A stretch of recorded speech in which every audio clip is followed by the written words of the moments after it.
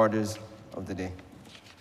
Thank you, Madam Deputy Speaker. I beg to move the suspension of Standing Orders 6, 16, 18, 20, 42, subsection 5, 43, and 44 for the remainder of the day's sitting. The question is that these aforementioned standing orders be suspended for the remainder. All honourable members in favour, please say aye. Those against, please say no. We think the ayes have it. Government businessman. Government's business is the order of the day. Order number 8, in the name of the Honourable Prime Minister, to move the passing of a resolution that the Parliament of Barbados take note of the report of the Parliamentary Reform Commission 2024 and its recommendations. Prime Minister. Thank you very much, Madam Deputy Speaker. And as I rise, let me also take the opportunity to welcome the students of George Lamming Primary School and the students of Ellerslie School. I'm particularly touched by the presence of those from George Lamming, and let me explain why not to in any way say anything about Ellerslie. But I, as a young Minister of Education, had the responsibility for bringing this school in concept into existence, and by doing the site visit that ultimately determined the location of where they go to school now, and that the school should come into existence. So I feel a sense of maternal care with respect to the George Lamming Primary School.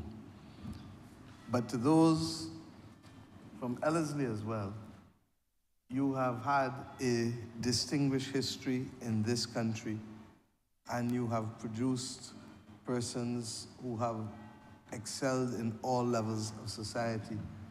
But above all else, you sit below the University of the West Indies campus at Cave Hill that should continue to remind you of all that is possible for you personally, and that one of yours should have risen to become the first woman ever to be principal of the Cave Hill campus from Ellerslie School, tells you what is possible when you keep your eyes gazed on the hill. I wish you all the very best.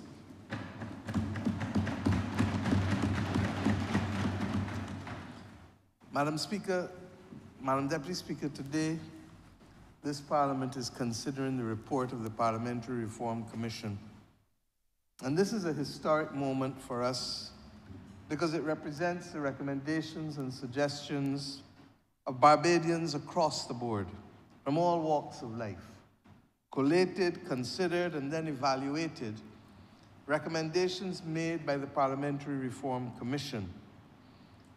And I say so because the last major reform to this Parliament came really in 1971, more than 54 years ago, when we saw the abolition of double-member constituencies and the introduction of single-member constituencies, which has guided this lower house for the last 54 years, and which also, other than the increase in the number of constituencies, has been the only reform of major import for the structure of this Parliament.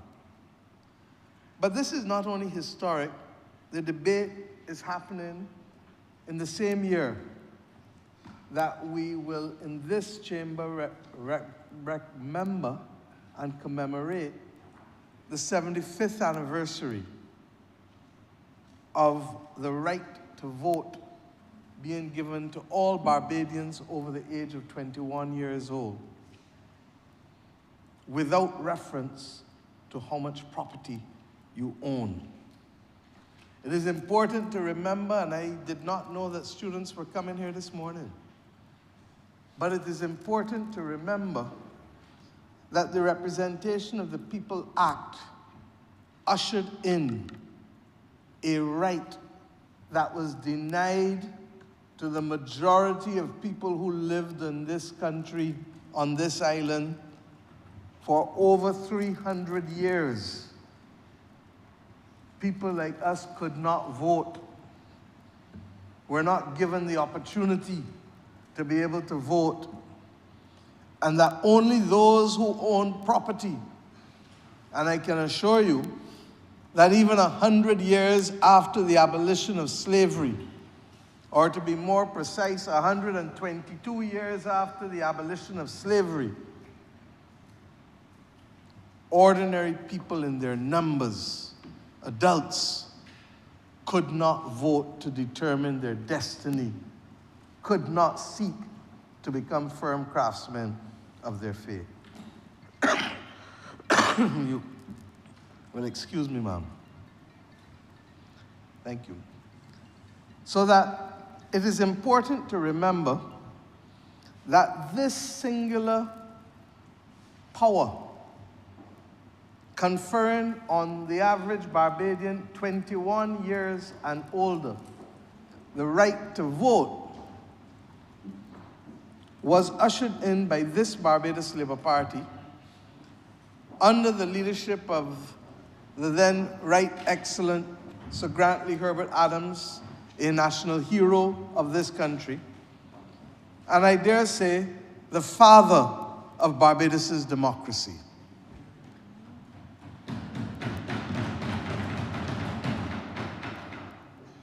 Let me be very clear.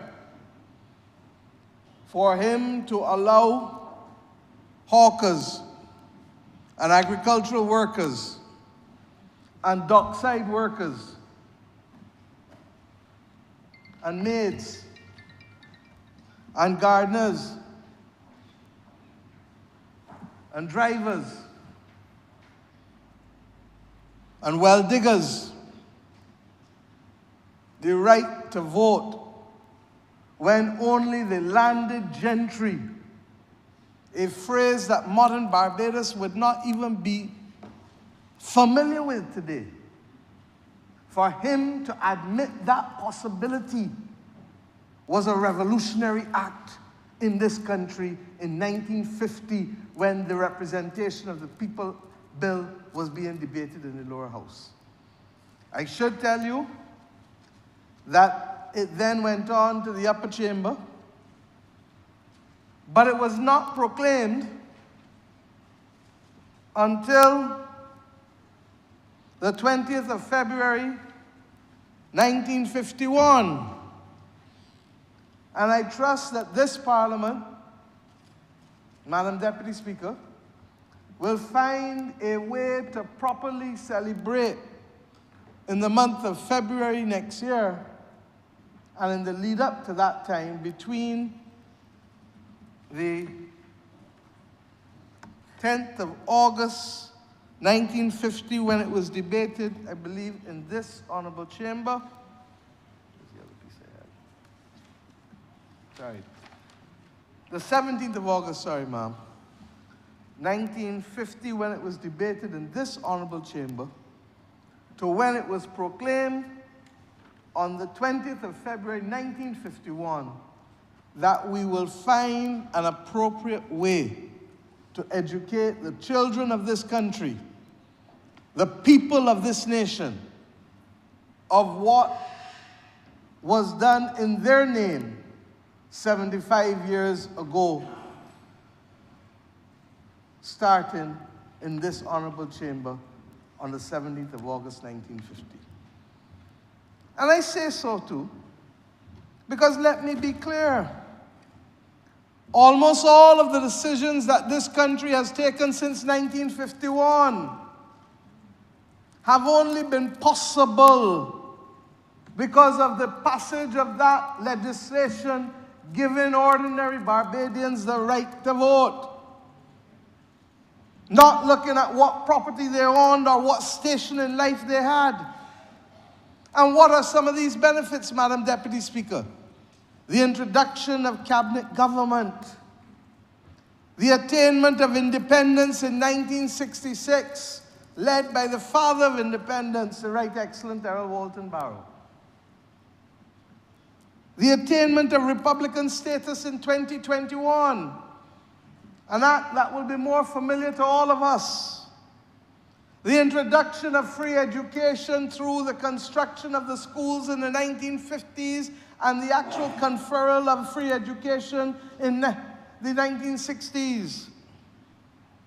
This has lifted so many Bajans out of poverty, allowing them the opportunity to be the best that they can be.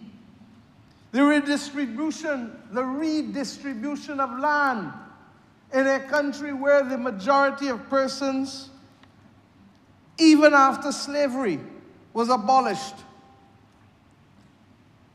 were forced to live, were forced to provide their labor if they wanted to live on the tenantry attached to the plantation, even after slavery was abolished. And therefore, the act of Tom Adams, with the passage of the Tenantry's Freehold Purchase Act, conferring on the right of tens of thousands of Barbadians the ability to own their land at 10 cents a square foot, giving them the opportunity to buy land for the price of a pair of sneakers today, thereby giving them the chance to go and build a better and proper house, because the money was not taken up in the consumption with the land that they had to purchase. The introduction of unemployment benefit, something that was done before many developed countries were able to do it. And unemployment benefits made the difference between those who could live and not live, not just when you were laid off in different times by different companies, but when this country faced the greatest crisis of the shutdown of the COVID-19 pandemic since being an independent nation, the greatest crisis. The introduction of the minimum wage, more recently, setting a bar. And let me, as an aside, say I completely reject the assertions of the supermarket owner who has indicated that prices of food must go up purely because there's a minimum wage in this country. May I remind him that his prices did not go down when the corporation taxes were reduced by this government from 25% to 5.5% in 2019. May I remind him that in the same way that the government has chosen to shield freight costs since December 2019, and to be able to shield other costs, that it is possible, especially now that we are operating in choppy waters globally, for persons to recognize that you can't swim freestyle, and that if my markup and my return was 25% before, and my profits were at 15% or 12%, that I can do with 11 or 10%, largely because we have to carry everybody with us in these turbulent times. Madam Deputy Speaker, that representation of the People Act made the defining difference in the country that we have come to know and love. And without the right to vote, there would have been no opportunity for Mr. Barrow to say that we have been loitering on colonial premises for certainly too long. I say these things because the attainment of universal adult suffrage in this country is taken for granted, regrettably, by too many. This is a right, a precious right, that was secured by peaceful means in Barbados through strong and visionary leadership between the Barbados Labour Party and the Barbados Workers' Union working together. This is a right that the people of South Africa could only achieve after bloody battles for decades. And in fact, were only able to vote without reference to property ownership or race in 1994. Almost 50 years after, Barbadians secured that right peacefully. Madam Deputy Speaker, we have a duty to educate our people and to let them protect what they have, lest it is taken from them and they become subject again to the worst aspects of being victims of the dominion and domination of others, as was our experience as a colonial territory under the British. I start here, ma'am, because you can't really begin to understand the journey of the Parliamentary Reform Commission unless we appreciate how we got to this point. And I say often that the reason why we work so hard to pay forward, to allow our people to be the best that they can be, to put the social contract to which I've just referred in many respects together. Not all, because there's so many other achievements, but I've just highlighted a few. The reason why we have done this is because we live in a world today where imperial ambitions exist. And we live in a world today where the power of technology is greater than the power of the armadas and the flotillas that would have led to our being conquered 4 centuries ago. I want to repeat myself, ma'am, because unless we continue with vigilance, we will find ourselves under a new form of subjugation that is different in feel, but that, in fact, is as devastating as the ones that went before. And why do I say so? We have a world, and only today, the New York Times has an article about the division of the world between the haves and the have-nots with the growth of AI. And unless there is a way to level the playing field and to protect us from being victims of a wild, wild west, we will be at the mercy of others. Indeed, during COVID, we saw the raw expression of power akin to that Wild West again, in circumstances where it really ought not to have happened, and many were not expecting it because it was the exercise of brutal power rather than a commitment to work within the context of an international rules-based system. Export restrictions were imposed by many countries, ensuring that equipment that was needed to keep people's lives, to keep people alive, that equipment was not accessible. And Madam Deputy Speaker, this issue, therefore, of the right to vote is just the first step that our generation must now build on to ensure that it was not a Pyrrhic victory that Sir Grantley Adams and his generation achieved for us. Let me focus now on this report. The Cabinet is yet to take decisions on the recommendations of the Parliamentary Reform Commission. But I am of the view that this debate on the report will lead to valuable public discussion, which could help and will help to inform and guide us as we go forward across the board. The truth is that we've had some discussion already, and the government made this report available to the public since November last year.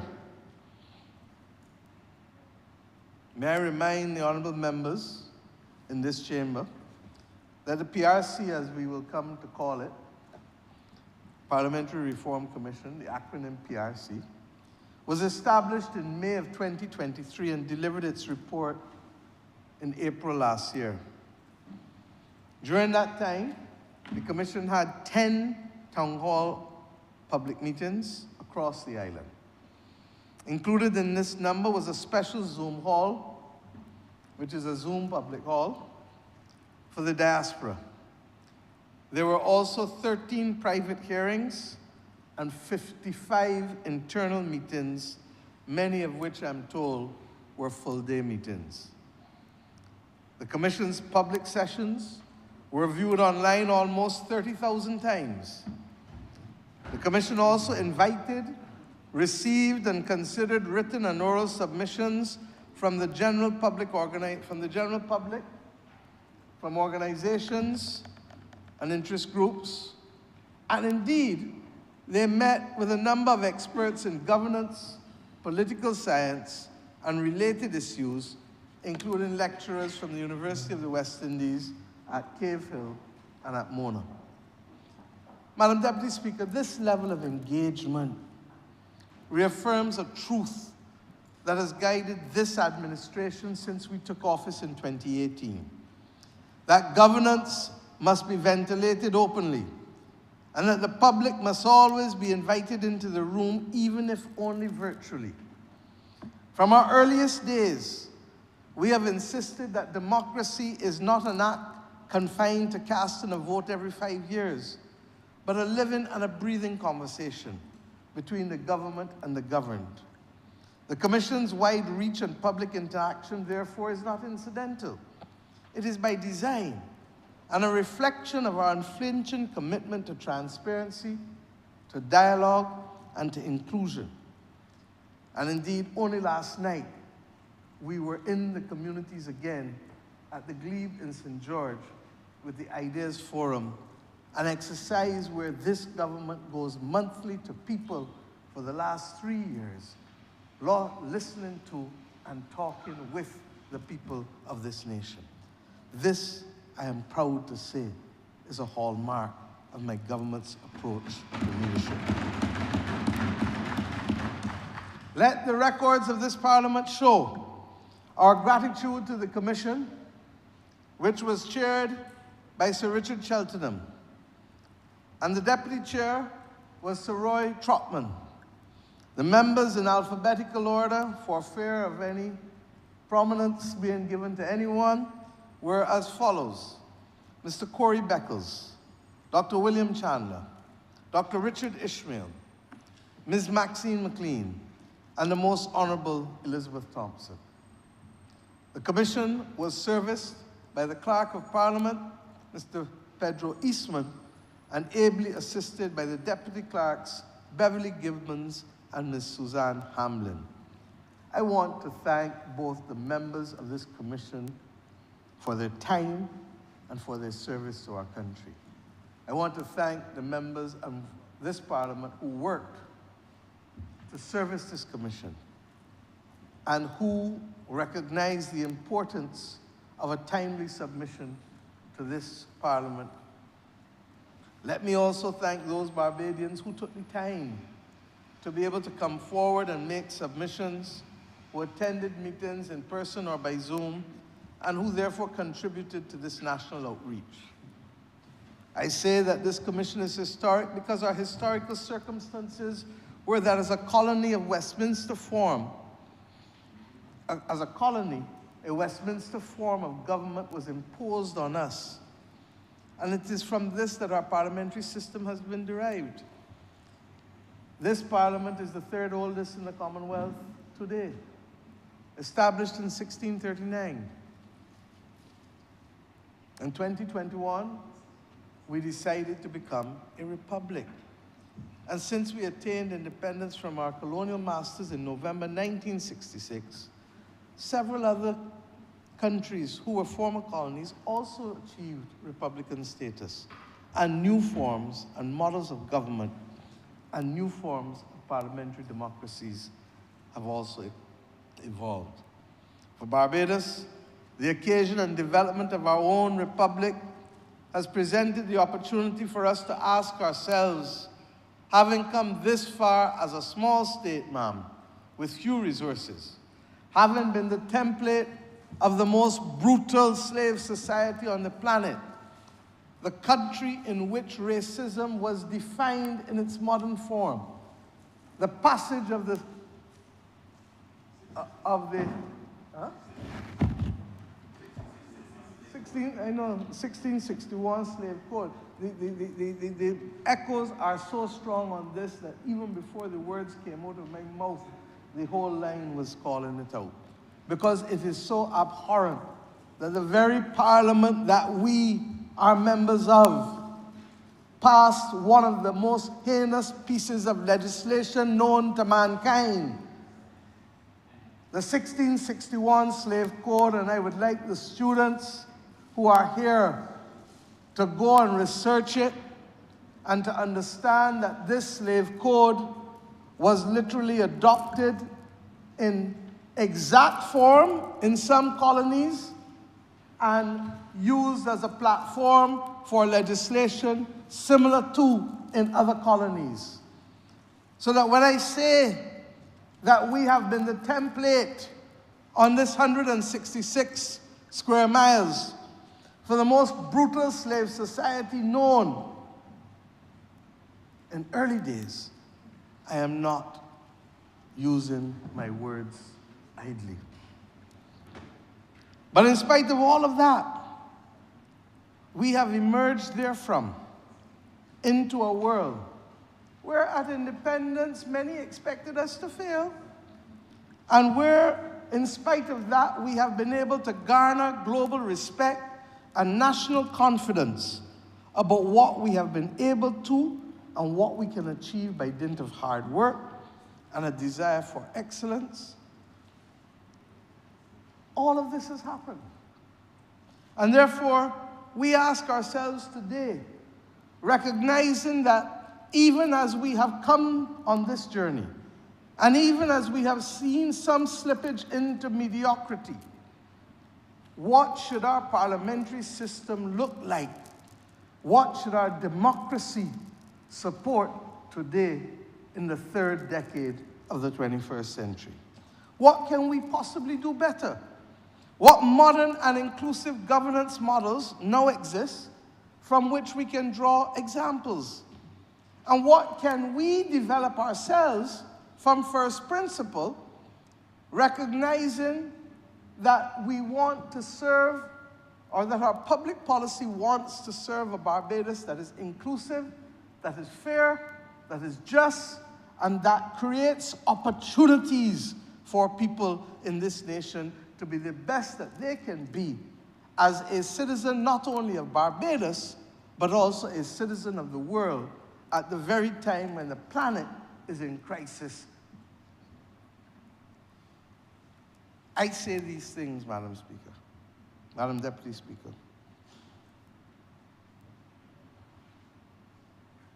because we must reflect on our current parliamentary system. And in an increasingly connected world, we cannot pretend that others are not watching. Our governance is on display to our citizens, to our region, to our hemisphere, and to our world.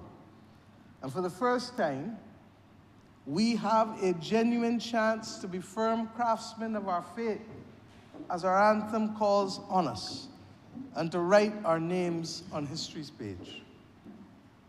But we do so not for the sake of it, but to ensure that the lives of the people of this nation can improve and can be better and can continue to provide a platform for sustained development, even as we face the challenges, as I said just now, of planetary peril, and regrettably, as we are now seeing globally, a world that is moving closer and closer to global turbulence akin to war and conflict. Our generations have not experienced that. And our nation, as an independent country, has not experienced war. And therefore, we must build the resilience, a word that the leader of the opposition does not like, but a word that has defined multiple generations of Barbadians' ability to survive on this rock against the most challenging of circumstances, personally, and indeed for our country nationally. The question never was the old system broken? But rather, given our history and our sociocultural circumstances and modern realities, what could we build that bears our mirror image as a people and better serves our governance needs? Framed that way, Madam Deputy Speaker, the import of the moment should not escape any of us. It is the unique opportunity to shape a governance system and a parliament in our own distinct image as Barbadians. And I may quote from the report at this point. And it says, "At no time in the country's previous history did the citizens have any say through direct consultation as to what they want in and from the parliamentary democracy that we call Barbados. Now that we are a republic, and through this commission and its public engagement, the people of Barbados, for the first time in history, have a say and a choice in all matters relating to Parliament and the governing legislation related thereto. That power of choice is a remarkable expansion of democracy befitting our status as a republic." Unquote. Mr. Speaker, as I've said before, this administration has sought in multiple ways to be a more inclusive government. We've tried to re-engineer services and processes, whether it is formulating new approaches to our justice system, modernizing and sensitizing the social welfare system, creating economies of scale and greater efficiencies by expanding the use of technology across government. And may I say that this issue of technology, as I said, is going to consume us more and more, because it is going to define what levels of sovereignty we really have and what levels of opportunity we can truly make for our citizens going forward. We have tried to ensure that we truly hear the voices of all Barbadians. And in this regard, while there have been criticisms when government has sometimes changed policy or made other decisions, the reality is that these reversals or changes of policy have come about as a result of listening to citizens in our country and responding to the voices of the citizens where possible, recognizing that leadership demands both of us. Sometimes to lead, recognizing what the challenges are, and sometimes to pause and listen to the people. Too often, for political reasons, the act of rethinking a decision is branded as a weakness or labeled as flip-flopping. But let us be real. How many of us in our own lives, think about it, have made decisions and only after consulting with a partner or a parent or a friend or a colleague even, you come to realize what is the fuller impact of the decision that you have sought to make? That's not indecision, Madam Deputy Speaker. That's wisdom. That's partnership. And governance, I assert today, is no different. When this administration listens, reflects, and then reshapes policy to ensure that no one is being left behind, it is not out of fear or failure. It is out of maturity and respect for the people that we serve. And we have seen governments before, oh yes we have, who were only too stubborn to course correct, even when the people cried out, and even when the national consequences were severe. So I say, That is not leadership, that is ego. And in a small nation like ours, where agility is survival, we have to be flexible. We have to listen. And we must always be prepared to move forward, not blindly, but better so. There will be some instances where we will have to stay the course. But that is only when the circumstances which we appreciate that we are defending are clear.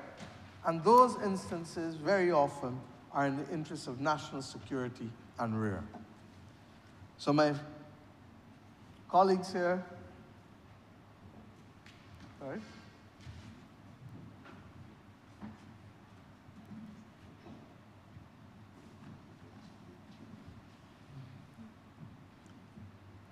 I am being told by the clerk that my earlier understanding was correct, that the debate for the representation of people of Act was in fact the 6th of June, 1950, and that this is 75 years to the month that we had this debate in the lower house, and that what was the 17th of August was only the date of Hansard. So I thank the Clerk of Parliament for that correction, and I share it with the Leader of the Opposition, I think, who equally is as proud as I am as the decision taken in 1950 on the 6th of June by this lower house to grant to the people of this nation that power and that right to vote. Thank you. Let me return to where I was. Rubbing shoulders, Parish Speaks, the Ideas Forum. All of these represent an unprecedented approach by this government, having been granted 30 seats in an election not once, but twice, to ensure that even when granted all of the seats, that the things that we would do to stay in touch and to consult with Bajans would be unprecedented. And I made that promise at Bay Street on the 27th of May, 2018, when the cabinet was sworn in. And it is therefore important, even as hard as it is. And there are members in here who will tell you that when you work a whole day, public servants will also tell you that when you work a whole day, and then you come at 6:30 in the evening to engage for another 3 or 4 hours, it requires extraordinary commitment on the part of those. And I want to thank the members of my parliamentary party for holding faith with expanding their duties to include this kind of consultation with the people of this nation as recent as last night in St. George, as I indicated. I thank them because, as I said, I am not aware of any previous government. And I have now been in public life in this nation, formally in Parliament for 34 years, on the road to Parliament and in Parliament for 36 years. And I am not aware of any other government that has sought to consult as widely and as deeply as this one, including in this Parliament now with the establishment of the standing committees on social and environmental matters, on the economy, and on governance for major pieces of legislation. Not aware. And I therefore say to you that all of this therefore prepares us to be able to address the recommendations of this report.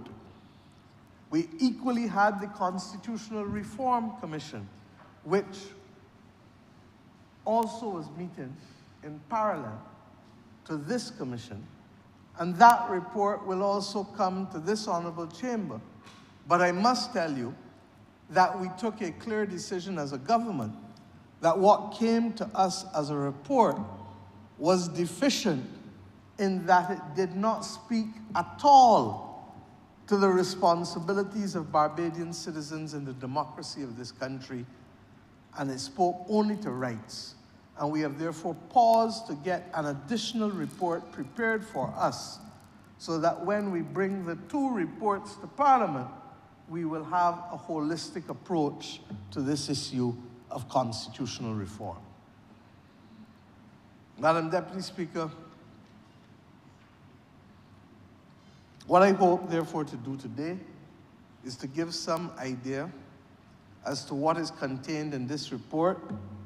And may I say at the outset, this is without prejudice to what the Cabinet of Barbados will ultimately decide. But we want to share and debate the recommendations of the PRC in here and in the upper house, and to be able to ensure that we give it greater distillation. While I cannot present all the recommendations of this report, which is almost 200 pages long, I expect that some of my colleagues in the course of today, and I'm told by the leader of government business that this debate will go into next week, that I expect that in the fullness of the debate, many of the recommendations will be brought to the fore, both here and ultimately in the upper house. May I also say, for the benefit of those who are listening, that this commission, as well as the Constitutional Reform Commission, reflected participation from all sides in here, both the Barbados Labour Party and the Democratic Labour Party. And I believe that the representative on this commission for the Democratic Labour Party was Ms. Maxine McLean, and for the Barbados Labour Party was the Most Honourable Elizabeth Thompson. Equally, the Constitutional Reform Commission had the benefit of the guidance of the former Attorney General, the Honourable Adriel Brathwaite, serving as the representative of the Democratic Labour Party. So that even as we went broad, and even though at that time, because the member for Christchurch South did not see anything but red, the red that the Madam Deputy Speaker is wearing today, the red that elected him to Parliament, the red that allowed him to become a member of Parliament for the people of Christchurch South, the red that he left for a second time, to go to the blue for a second time. And he left the blue once and might leave it a second time. If we didn't have what Chotner says, if you don't learn to laugh, you may go mad and write your epitaph. But I say simply that in spite of the Democratic Labour Party not having a seat in this honourable chamber, this government saw them, felt them, and was prepared to hear them. And to that extent, their views are also reflected in this Parliamentary Reform Commission, as with the Constitutional Reform Commission. Now, they too, like the Barbados Labour Party, are at liberty to disagree or agree. And there are things in here that I can tell you that the Barbados Labour Party Parliamentary Party will not agree with. And there are things in here, I am sure, that the Democratic Labour Party Parliamentary Party, one here and two in the other place, will also agree or not agree with. So that the important point is that we have elevated discussion and debate. And then we bring action for us to be able to translate recommendations to governance where possible and where necessary. There are one or two matters that I will advert to in this debate that in truth and in fact were not even recommended by the Parliamentary Reform Commission, but which the government, in the exigencies of the country operating in a world of global turbulence, finds necessary to even bring forward, even as we put some of these recommendations on a parallel path for further review. Madam Deputy Speaker, in broad terms, the Commission was mandated by its terms of reference to 1, examine, consider, and inquire into the parliamentary system, process, and procedures, and all other related laws and matters with a view to 1, making recommendations for the strengthening of Parliament and its functions, and 2, to enlarging and strengthening democracy to reflect the wishes of the people of Barbados as they seek to take full ownership of national institutions and processes in the construction of a culturally relevant, inclusive, and modern nation state that reflects Barbados's republican status. I would like now to specifically turn to the recommendations which I propose to address. As I said, I cannot address all, but I will give you a broad brush approach, and others will continue to look at it. The recommendations were organized essentially in chapters covering 8 broad thematic areas. 1, the President. 2, the electoral system. 3, the Senate. 4, the House of Assembly. 5, Code of Conduct. 6, the administration of Parliament. 7, terms and conditions of parliamentary service. 8, security of Parliament.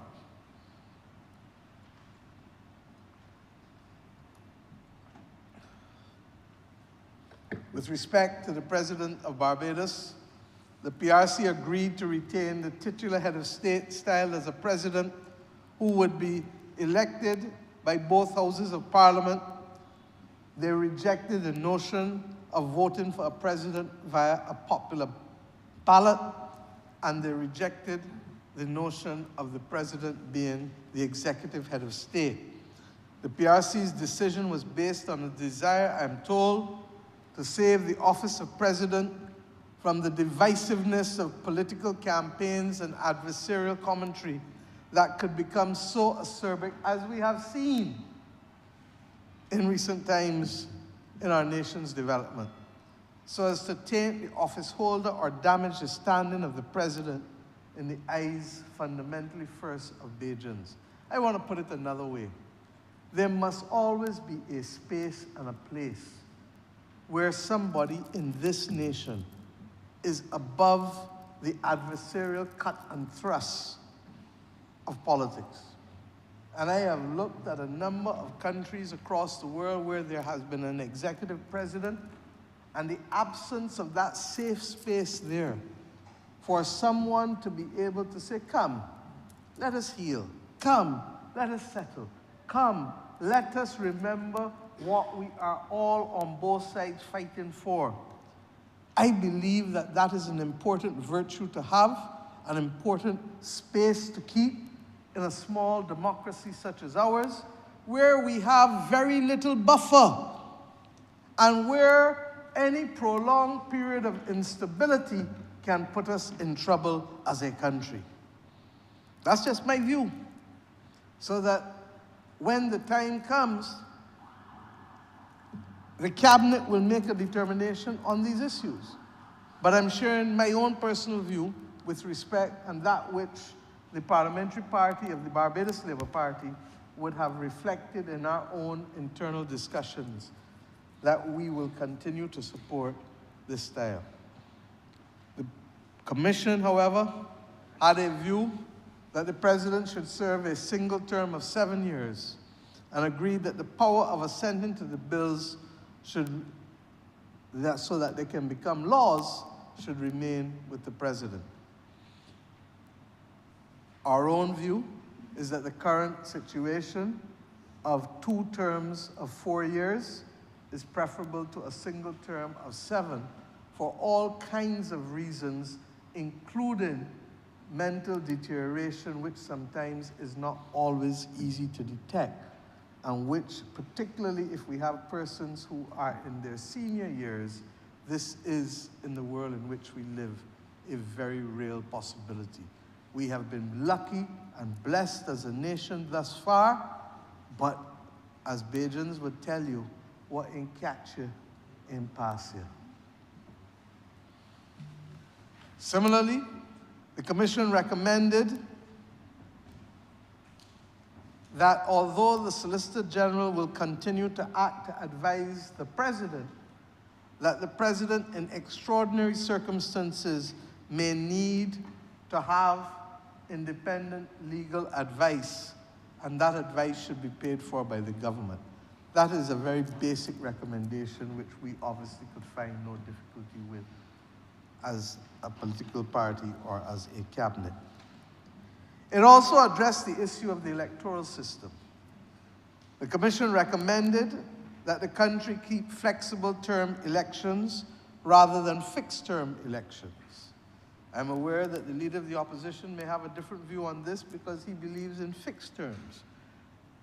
There are others who do, but even when fixed terms exist as it does in the UK, it allows for early calling of elections, and therefore we need to remember that a fixed term does not mean, as it does in the US, a dead stop date irrespective of what happens.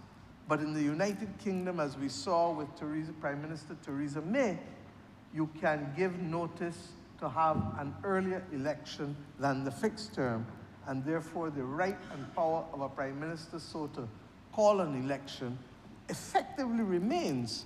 And to that extent, the Barbados Labour Party Parliamentary Party did not see the necessity to change in that sense.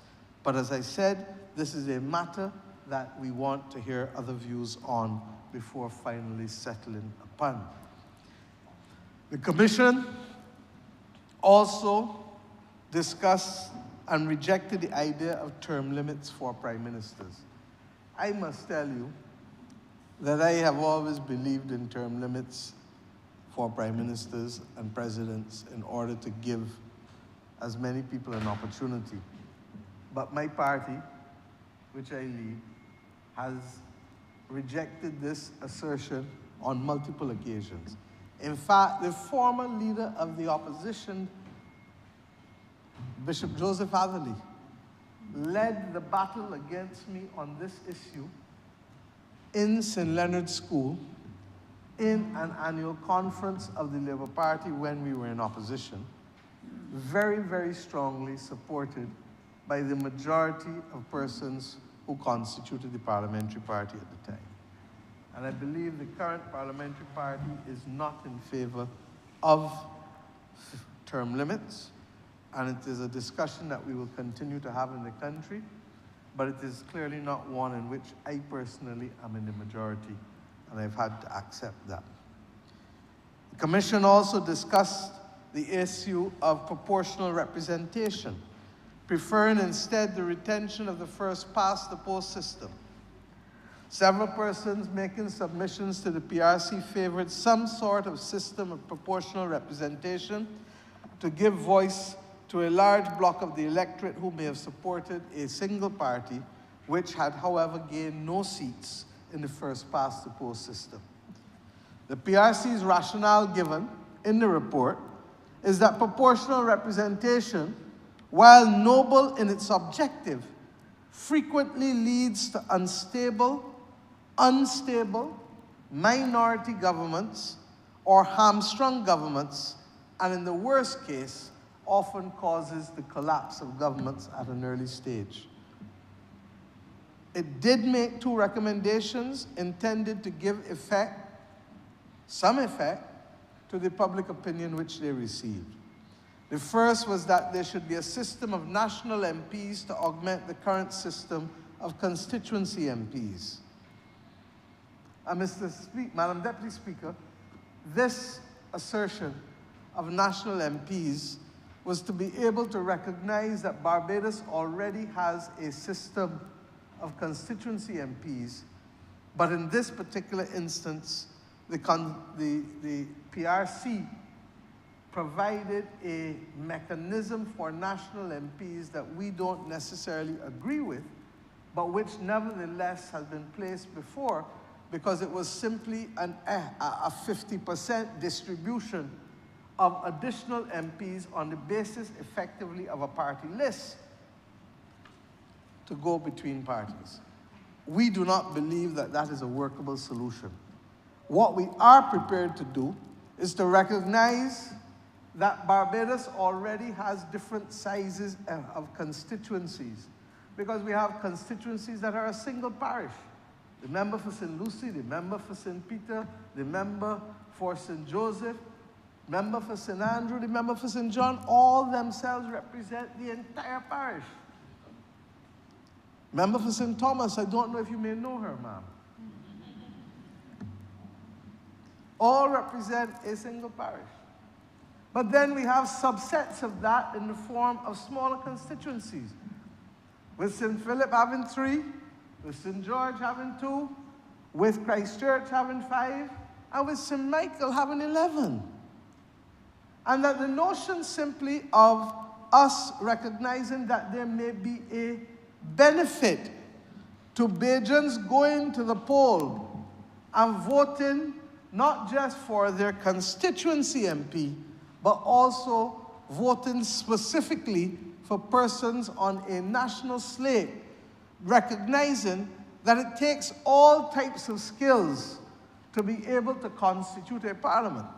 Now, you may say that some of those people who are not in the business of retail politics comfortably can come via the Senate. But the truth is, when they come via the Senate, they serve at the will of the Prime Minister.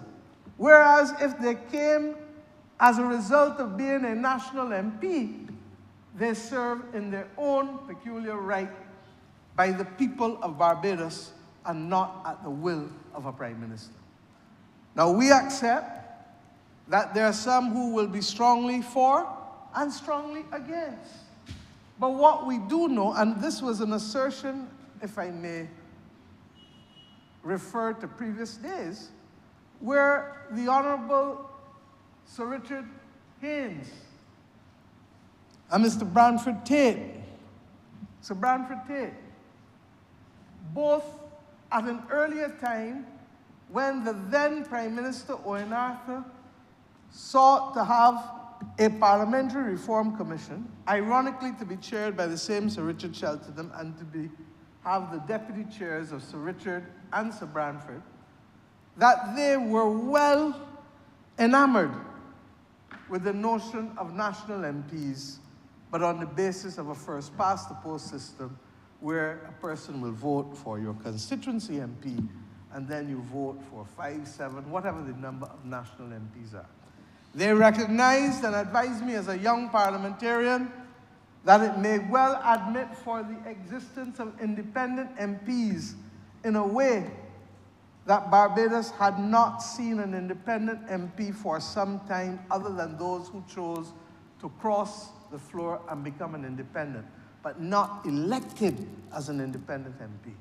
And they used the example of the now deceased Francis Chandler and Dame Olga Lope-Seal as examples of persons who might well decide to run on a national slate as an independent, and who Bajans, because of an appreciation of what they had achieved, might be prepared to give them a vote across the board, because they would see that in doing so, they would have done no damage to the government that they wanted to see, the party that they wanted to see become the government, but at the same time, they would have created a space for ordinary Bajans who had excelled to be able to find their way to Parliament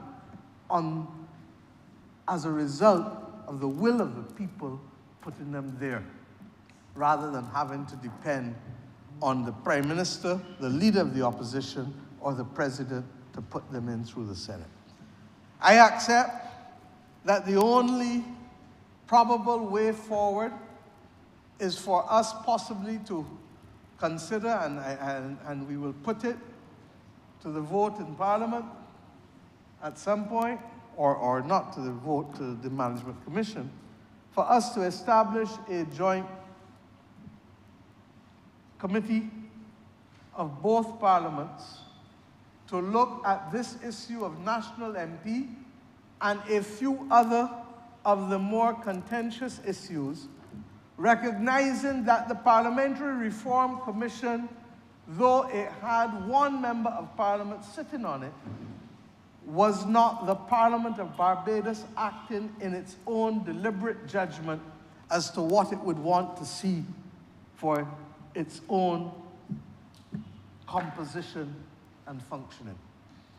And in those circumstances, we expect that we would put before both houses and the Management Commission the opportunity to settle the terms of reference of what that joint working group of Parliament should look at and decide for further guidance beyond that which was received from the Parliamentary Reform Commission. As I said, this is an important debate. The other one that probably will find itself there, and I'll come to it in more detail later, is the notion of a diaspora MP, and whether we ought to reflect the voice of the diaspora in our parliament, as happens in other parliaments in the world. I think Italy is one that does it.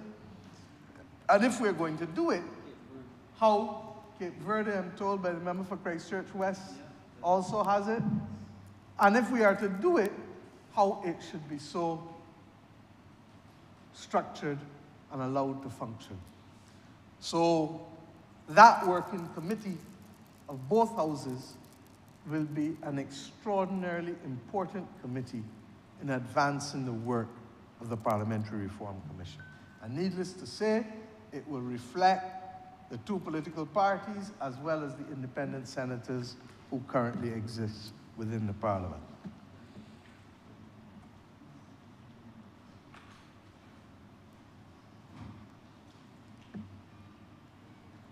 I want to say why I don't support party list voting. And in a very real sense, the Democratic Labour Party, perhaps more than any other in recent times, although the Barbados Labour Party, too, has been a victim of it. There is a danger in our democracy of a small group of people within the context of a political party hijacking the functioning of parties and so reflecting only the image and voice of that small group,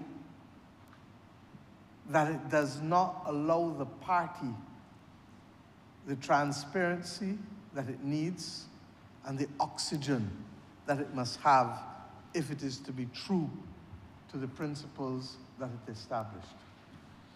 And that is a key issue that can be cured by going to the people, to allow the people to vote and decide.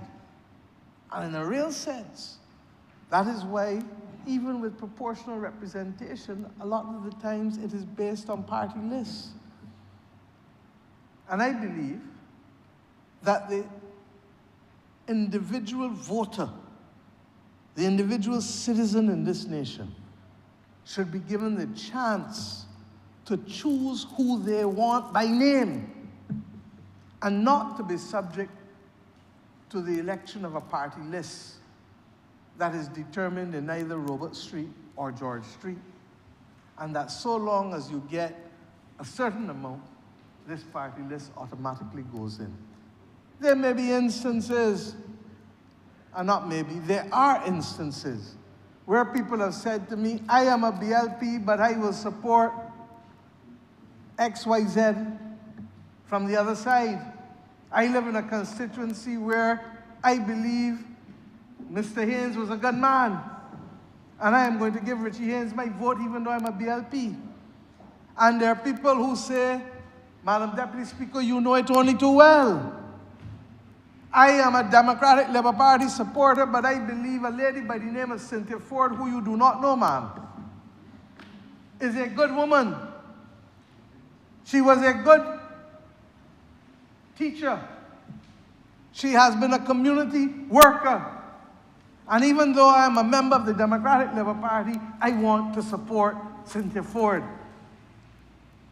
I give these two examples Because anybody who knows anything about Bajans know that Bajans are fiercely independent in their determination.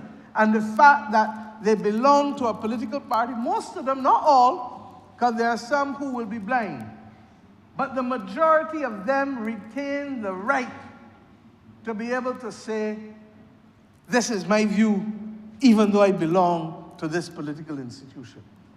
In the countries in which I have seen party-less voting, there is a dangerous descent into autocratic behavior and into a narrow vision that often does not reflect the considerations of the wider public. But this is a matter. I am closer to the end than I am to the beginning. And I see myself as a bridge. And this is a matter that the people of this Parliament, on top of the recommendations of this Parliamentary Reform Commission, with all of the consultations that it has done, will have ultimately to sign off on. Another issue, as I said, which received their attention was the issue of the diaspora and permitting the diaspora to vote in elections. I'm not going to fool you. At some point, I have no doubt somebody will introduce electronic voting in the country. But I know that it has to be at a time when the country as a whole, and that is likely to be generational, is comfortable with that. So let me say up front, this government is not that one at this point unless there is a huge outcry from the public for that to be included. That would facilitate diasporic voting early, easier. But the complexity of organizing diasporic voting in the absence of that is huge. And the Commission does not, at this point, recommend diasporic voting because even though it is desirable, as they said, the complexity and the risk of so doing are simply too great for it to happen. What they have said, and I believe it was a minority opinion, is that there should be one diasporic seat, a diaspora seat in Parliament, similar, as I said, to what other parliaments have, in which parties would canvass and one MP would be voted for by the diaspora to represent the views and the interests of the diaspora. That is one of the matters that we would want to send to the working committee, joint working group of Parliament. The next issue is a simple one, and I think that this is one to which this Barbados Labour Party government has been committed even before the PRC was elected.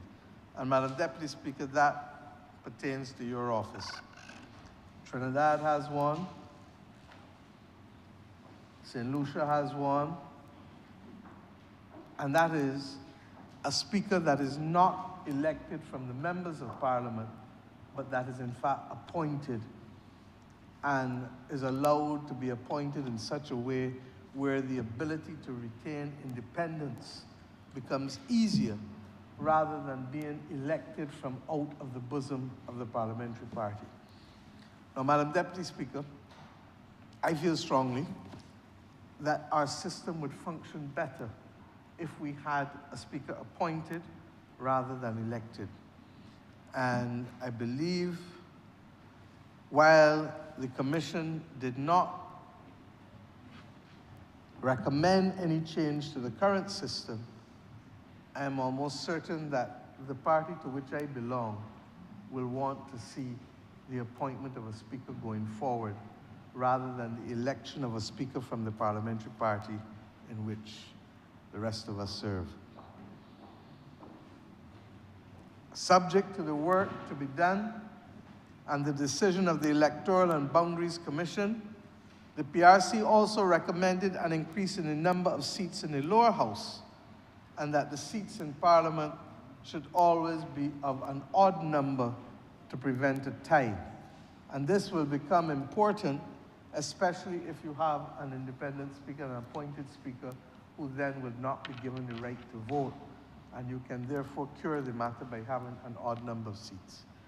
That is something you can look at. I'm not sure where we will end up on it, but it is worthy of further debate. What I will say is that I believe the Electoral and Boundaries Commission is due to review the seats and the composition of seats that we have and the numbers.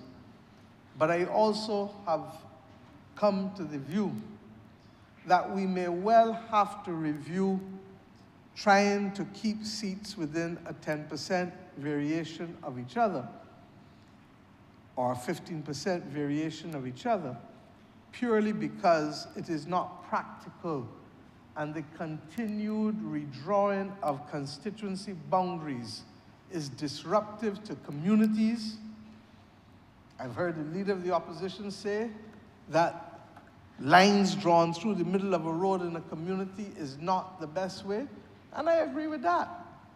But I also agree that the continuous evolution of boundaries will always cause problems and disruption. We have not had one, I think, since 2003. But the disparity in numbers that we currently have between St. Michael and St. Philip and some of the country parishes will mean that this Parliament will have, as well as the Electoral and Boundaries Commission, to make major decisions very soon because of the pattern of housing in Barbados.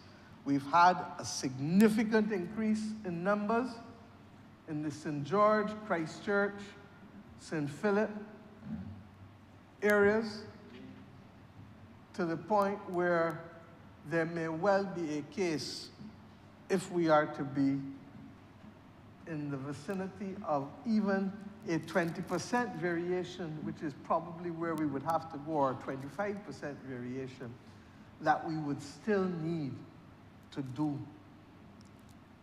a review of the actual constituencies and to determine whether the country may not need 2 or 3 more constituencies in order to allow us to meet those terms.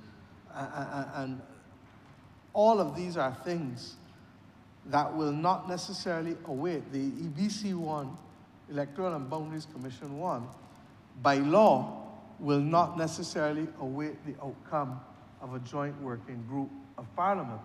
And therefore, this is a matter that we will await to hear when the EBC files its report later this year, what will happen and what they will recommend. On the matter of political parties, we all know that there is currently no provision for the registration of political parties.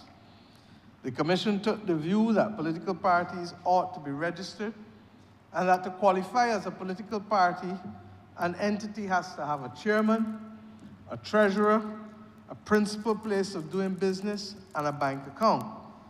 But that failure to register should not be a bar to any grouping calling itself a political party from running in an election.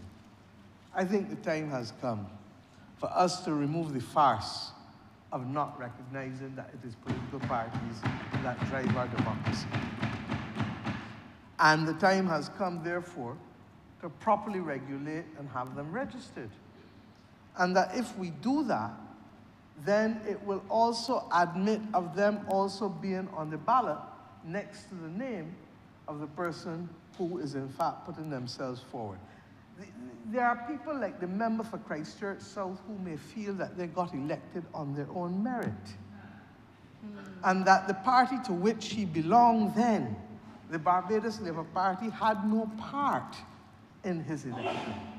But I will give him the advice that the former Jack Dare, Sir John Stanley Bruce Dare, a distinguished barrister of Barbados, gave me when I became a young lawyer. And he said, "Madam, you will come to learn that you argue a case once in court." I say simply that whatever else the member for Christchurch South will have to say on that issue as to how he got elected and who helped him get elected, that we will argue that case once. This time, not in a law court, but in the court of public opinion in the next election.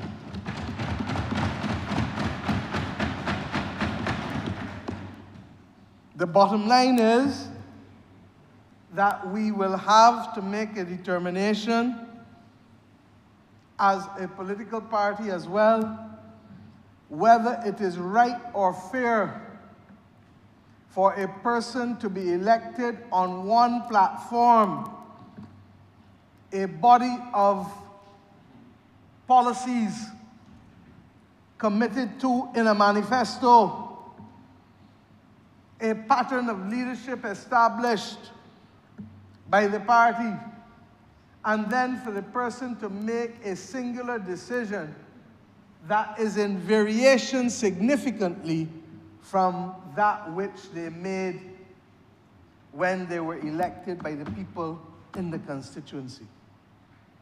There is a strong view that there should be an immediate return to the electorate should a person cross the floor and seek to leave the party from which they were elected to be able to continue to serve.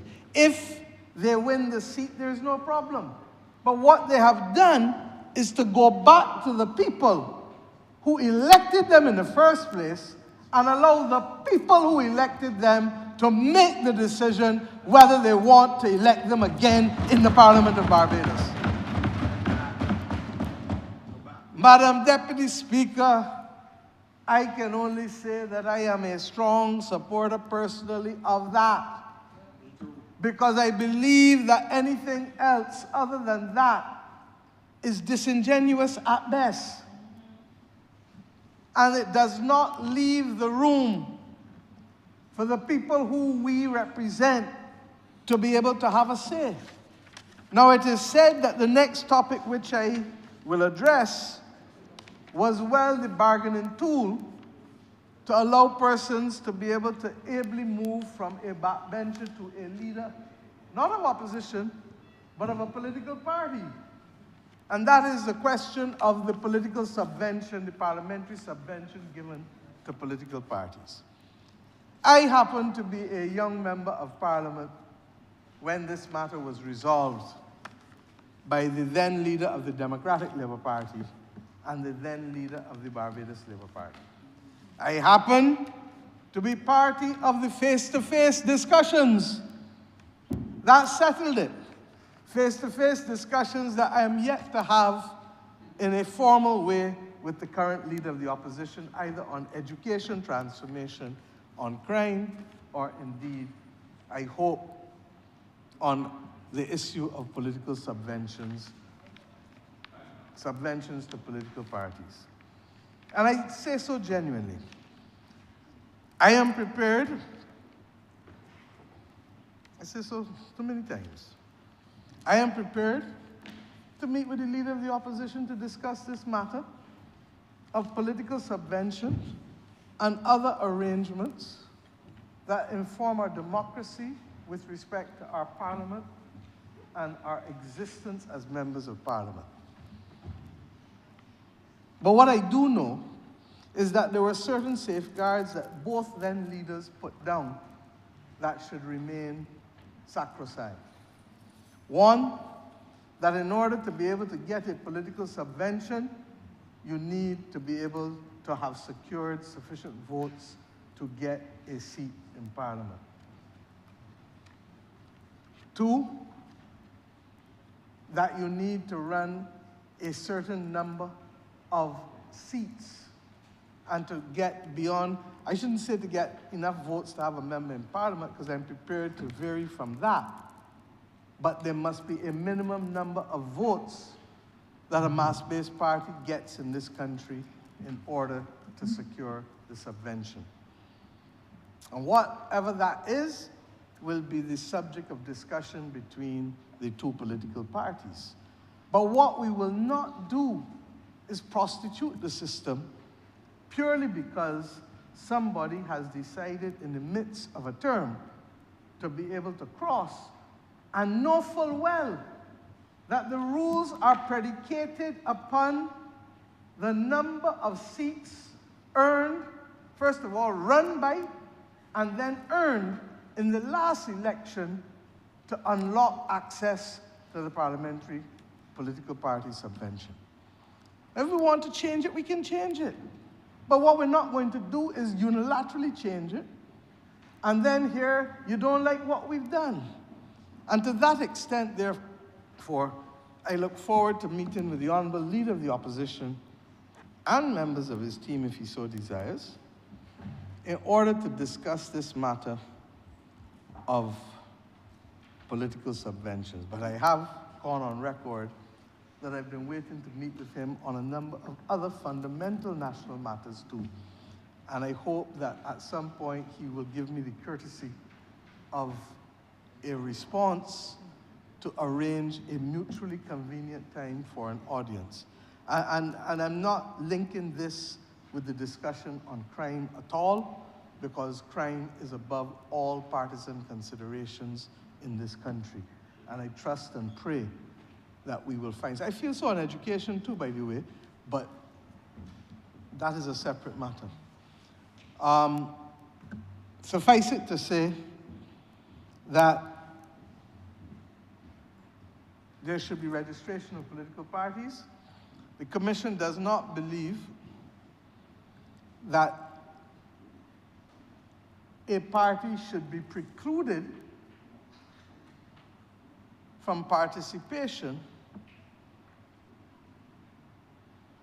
if there is no registration, and that it should not be a bar to any group calling itself a political party. I'm not sure how that would work or what the Commission truly meant by that, but suffice it to say that if there is a rule for registration of parties, I personally believe it should be the rule full stop, rather than believing that you have two sets of rules for entities to function.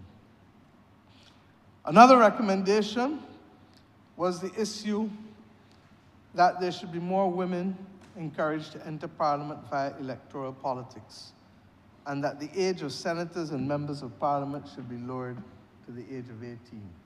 Well, on the latter, you know my position already, because this government tried to do so at the outset of this term. If you are old enough to vote, you ought to be old enough to represent people in either Parliament of Barbados. And not to do so would be to exclude persons. Can you imagine that there is a young, brilliant student from Ellerslie who is 18, who is old enough to vote, but you tell that young, brilliant student that we cannot appoint you to the Senate? That is nonsense. And I hope, therefore, that this Parliament will allow us to make the changes that will remove this form of age discrimination from our rules.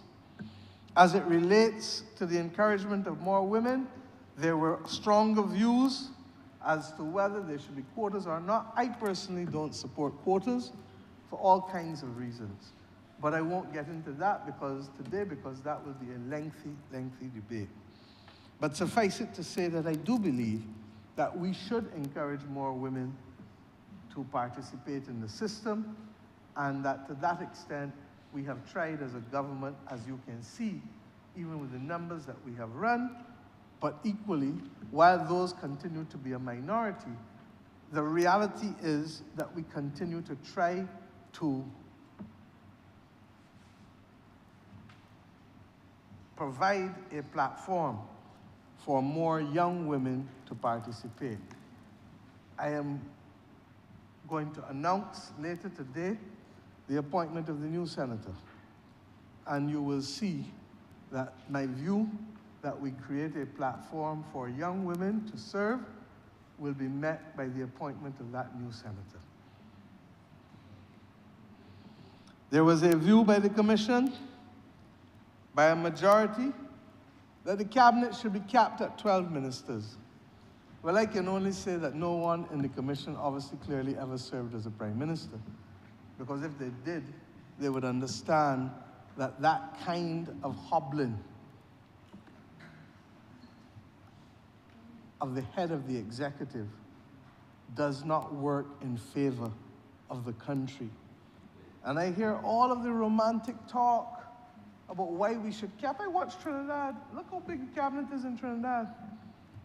And I'm not going to in any way comment negatively on it, because I understand that in small societies where cabinet ministers carry a heavier weight in leading and making things happen alongside the public service, that if you want many hands to make light work, then you can't simply be talking about hobbling and narrowing. And the country has paid the price on too many occasions. In fact, one of my criticisms of many of the comments of the leader of the opposition and the former prime minister is that they seem stuck in a 1970s world without recognizing that the world has moved on to the third decade of the 21st century.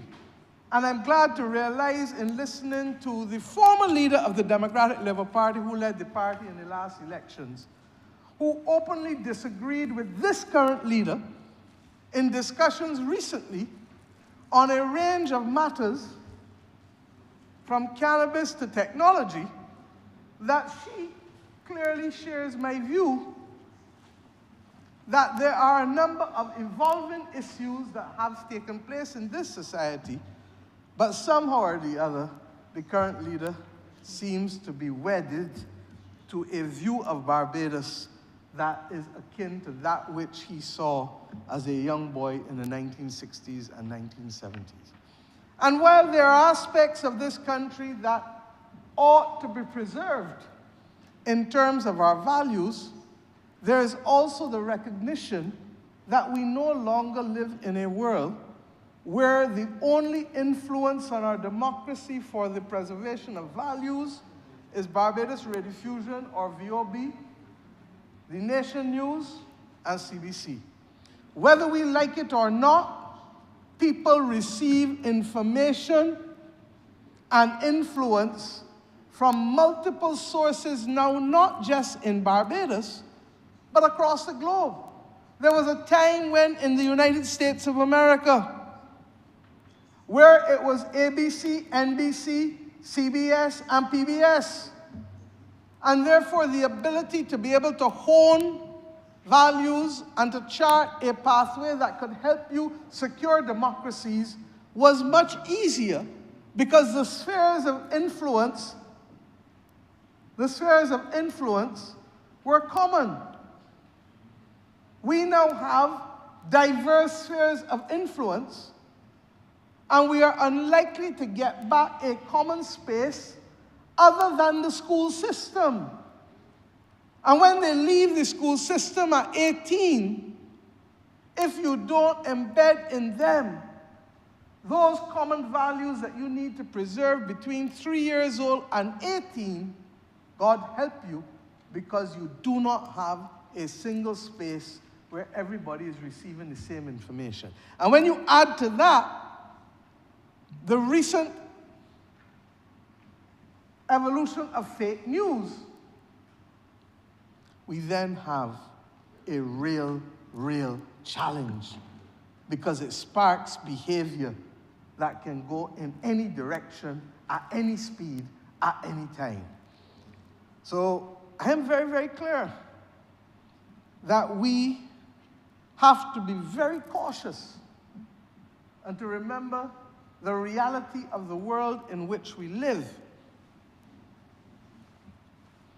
Commission supports the retention of a bicameral legislature. And what is a bicameral legislature? Simply put, that we continue to have 2 houses of parliament. I must confess that as a young MP, I believed also only in a unicameral legislature.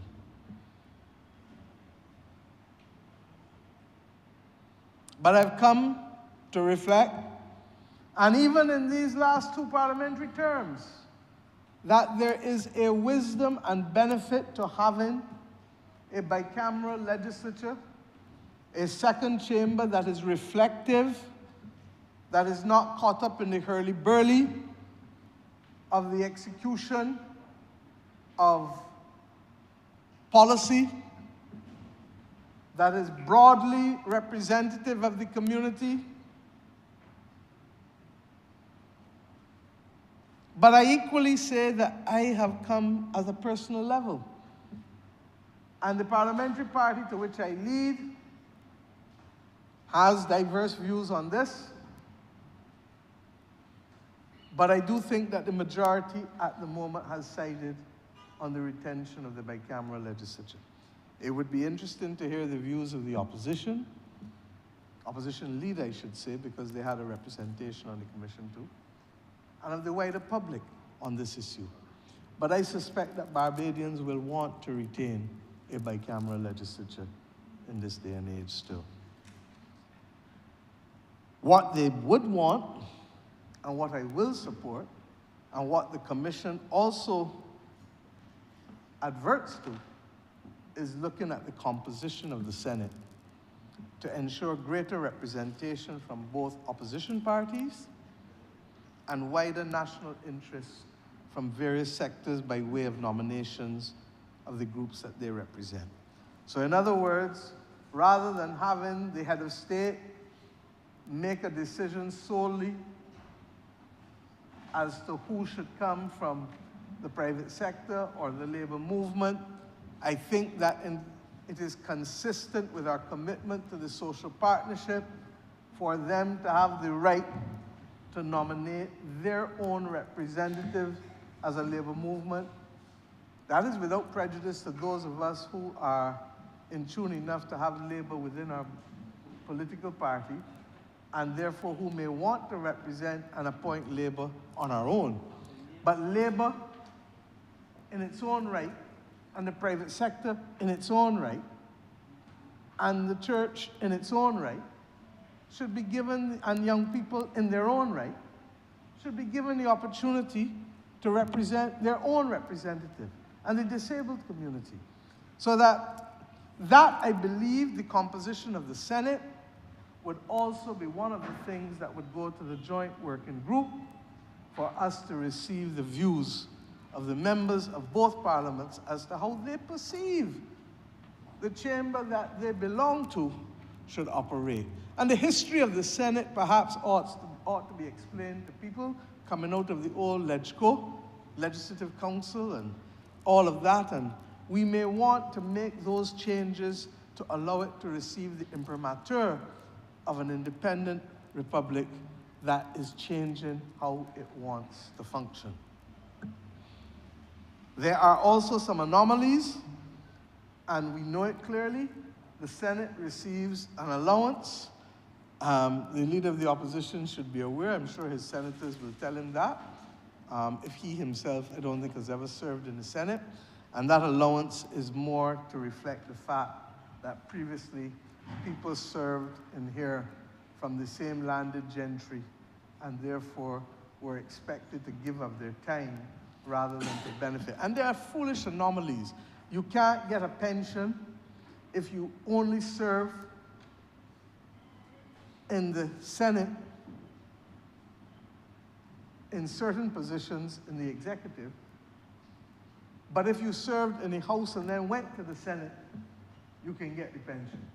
Now, what kind of madness is that? So there's some anomalies that we have to correct with respect to what we have inherited with respect to the Senate. The Commission also supported the view of a vigorous question time and the introduction of a system of petitions which would allow petitions with 5,000 or more signatures to be submitted to the Parliament for debate. In other words, an extension of what we've tried to do with the establishment of the standing working committees of Parliament. But this time, giving you on the outside the ability to say, I want to hear my Parliament debate this petition and hopefully take some form of advice or direction from this petition. And the Commission is saying that if the petition is signed by 5,000 citizens who are duly on the electoral register, that the Parliament of Barbados should pause and be able to take the petition. I believe that that is a worthy recommendation and an improvement to how we function. And then there's the issue of the matter of a code of conduct for parliamentarians. This issue became relevant across all parliaments. And the Commission has recommended what they call the Trident Code, an acronym for the attributes thought to be desirable in members of the House elected and nominated: trustworthy, respectable, informed, dutiful, ethical, noble, and truthful. And the code will cover all forms of behavior, and I genuinely believe that once it does, it will have also a mechanism for complaints and a mechanism for sanctions. And I genuinely believe that we as parliamentarians should support the establishment of that formal code of conduct, because it is not enough to say that there's a convention, but we need now, in my view, to move to the assumption of a formal code of conduct that guides our behavior and allows politicians to regain some better, how should I say, to be better viewed by the public and to regain the confidence of the public. In a very real way, there is the regrettable development of people who see politicians as pariahs, without recognizing that political service is public service. And that one of the things that has kept this country safe and stable has been the fact that on all sides, we have been able in the past to attract people of high virtue and high competence as a small island developing state. And this is what has allowed Barbados to punch above its weight.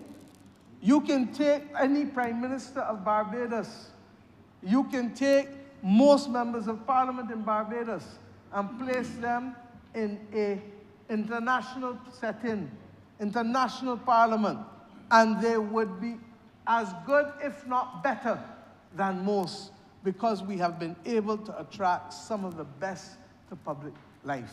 I hope that by the manner in which we comport ourselves, that we will continue to inspire confidence in the young people of this country. And let me tell you, as a young girl, I watched the affairs in this Parliament. Just as you are watching me today, I watched the Right Excellent Errol Barrow. I watched the late Right Honourable John Michael Jeffrey Manningham Adams, otherwise known as Tom Adams. I watched the debates. And I became inspired to want to represent people and to serve and to fight injustice by watching these debates. And we have to return to a Barbados where we can find a way of ensuring that the best of the best will always want to be able to serve. I believe that we have been lucky in the Barbados Labour Party in recent times to ensure that even though we courted disaster at some point of the way in opposition, that we were able to steady ourselves and land safely. And even the leader of the opposition felt that way because he was a part of the team then in 2018 and 2022. I say that I am deeply concerned about the future of the Democratic Labour Party. And I trust and pray, and it doesn't have to take my advice at all, but I want to say that I trust and pray that its members will stabilize that ship, and that the deep divisive behavior that we have seen in the last, year, 18 months, that led to all kinds of rancor and division, that it be put behind them, because I genuinely believe that that party has served this country well in the past and must be given an opportunity to be able to offer a slate of candidates again that represents the best of who we are as a people and that can command the confidence of the people of Barbados. And I genuinely feel that the Code of Conduct is a major way, the Trident Code of Conduct is only but one of the major ways in which we can reinstill confidence of our citizens in the system of governance that we have, such that they will want to come forward and offer themselves to participate.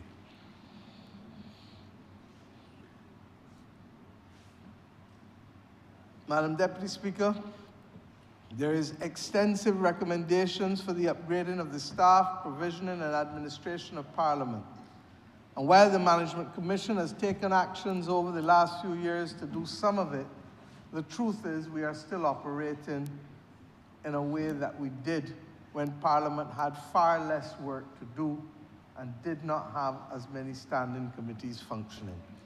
And I therefore believe that that joint working committee of both houses will also be required to address and reflect on the recommendations with respect to a number of terms and conditions and the staffing needs of Parliament.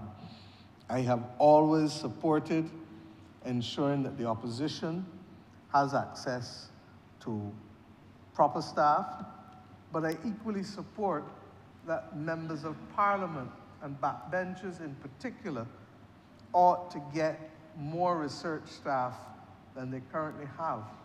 And if we have that research staff in a parliament, as other parliaments do across the world, it will also lift the quality of debate, because it doesn't depend only then on the individual research capacity or time of an individual member of Parliament.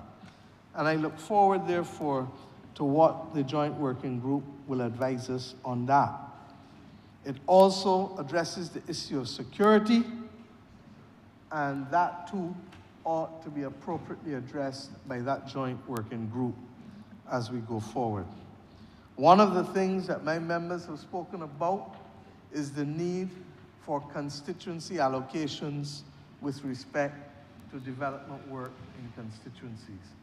Jamaica has a form of it, and I would like for that joint working group to also look at what is done in Jamaica and what is done in other members of Parliament. I'm told Trinidad has an element of it too, and I would like for us to be able to therefore see how best we can do so to allow Barbadian members of Parliament to be even better representatives of Parliament than they currently are. And all of this, I should say, is without prejudice to the final determinations we will make on a commission's report called the Thorne Commission, which was done on local government, and to see where exactly those recommendations fit alongside with this Parliamentary Reform Commission, recognizing that those recommendations were intended to be able to allow for even deeper participation without going too far such that you have gridlock, deeper participation on the part of persons with respect to decision-making in the country, particularly at the community level and at the level of the executive.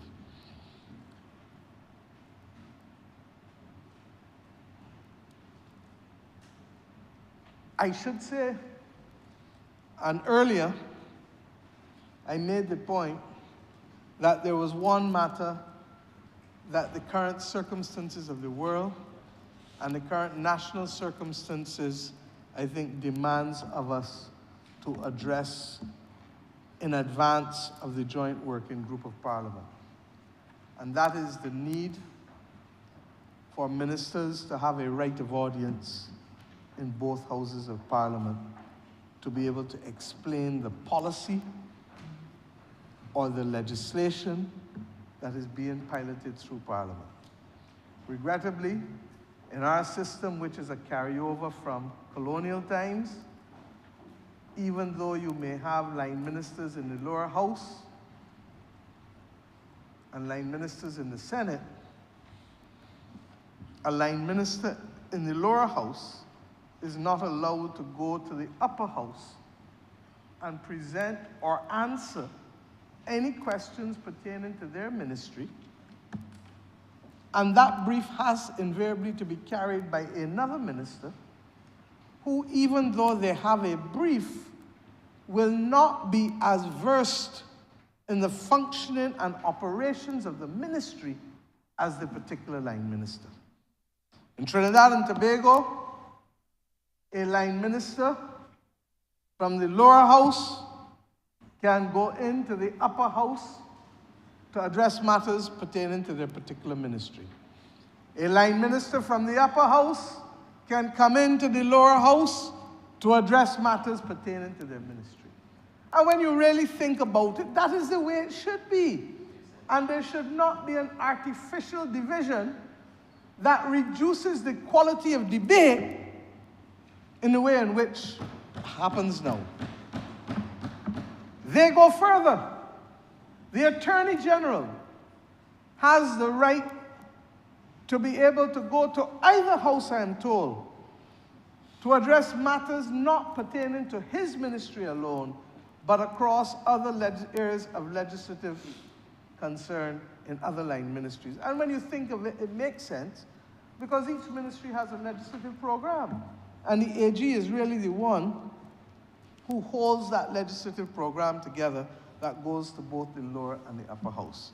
So I am signaling that the government will move to be able to provide that right of audience to ministers in order to enhance even the quality of this parliament before we go. Because lest we forget, the next parliament is not due until 2027, I believe constitutionally, not before May or June of 2027.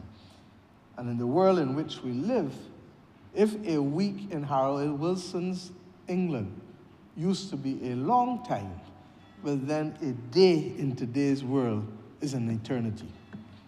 And we believe that we must do certain things to strengthen and improve the efficiency of our democracy and our parliament and our executive. And this is one that cannot wait the reflective consideration of the joint working group. There is one other matter that requires comment on my part. And I indicated that we would address this issue of pensions and pension age. The Commission made the following recommendations of terms and conditions and pensions, which is a variation from the system that we currently have. Currently, terms and conditions of members of parliament and ministers, parliamentary secretaries are anchored to the public service increases. The Commission recommended the establishment of a committee of persons qualified in actuarial science, labor matters, accountancy of other related skills to make decisions on parliamentary salaries and other conditions. I don't know that I support that. Jamaica has it. There are members in my parliamentary party who support it. I am still supportive of the old system that ties us to the public service, because I think it removes the rancor and a lot of the other distrust that surrounds itself over the terms and conditions. I do believe that we have to have a serious discussion on these terms and conditions. And I say so conscious that I am on my way closer to the end than the beginning. But there are a number of people who may not want to serve, and they need to look at what happens in other parliamentary democracies across the world to make those decisions. And let us be clear, let us be very clear. You can have a strong government with a weak public service. You can have a weak government with a strong public service. But what happened in the last decade is that we had a weak government and a far weaker public service than we wanted over the years. And that is as a result of multiple considerations over the decades that needs to be improved. We are not where we want yet to be with the further professionalization of our public service. We are affected by the absence of skills in the country. And let us think about it. 50 years ago, a young person had far fewer options for careers than they do today. So that the public service of Barbados and the political class of Barbados got the best of Barbados. But from the time we opened up opportunities for people to serve in multiple different disciplines and to be able to emigrate and to be able to find all other kinds of interesting careers, all of a sudden, we have suffered in the public service, in the disciplinary services, and indeed in the political class. And it is a question that will keep coming up in this country. I say so after 36 years of public service. And I have seen the difference. And that is why, even just now, I made the point that we have to be able to attract the best of the best to be able to enter representational politics. But we also need, even if we are not going to get them for the whole 20 or 33 years or whatever, we need to be able to attract talent to give us at least 5 to 10 years in the public service, especially in the professional areas, in engineering, in law, in economics, in the area of medicine. Because if we don't have it, the public space suffers. I don't mind all the talk about advisors or consultants. Invariably, those only come into play because we do not have a sufficient flow of the requisite expertise in order to be able to go forward. When this country engages the best, this country succeeds. I recall, and the Honourable Attorney General will recall because he was in the cabinet at the time, that when we took the decision to go,